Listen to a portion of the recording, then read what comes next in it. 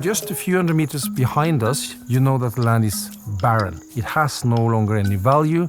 It's barely that a sheep and a goat can survive, but it used to be a forest 50 years ago. You can see from up there, all the way down, that is completely, you see nothing there. We need to aim of having forest back to the Mara.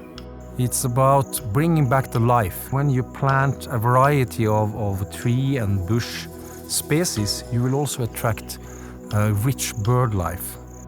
Where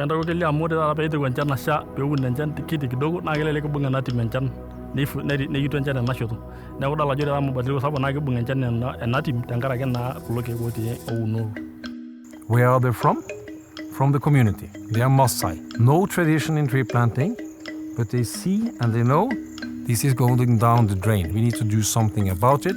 Only this year, probably 70,000 trees in the ground after being nursed as seedlings in the nursery.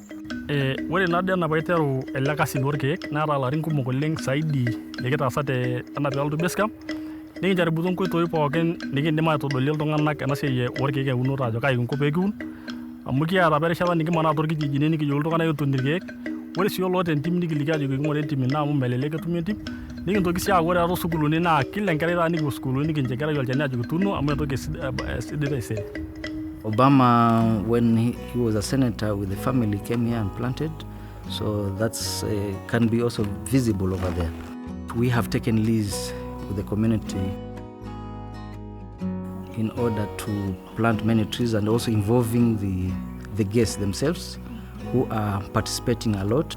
You're actually consciously deciding to plant a tree to offset your carbon that you've been running through when you're coming here.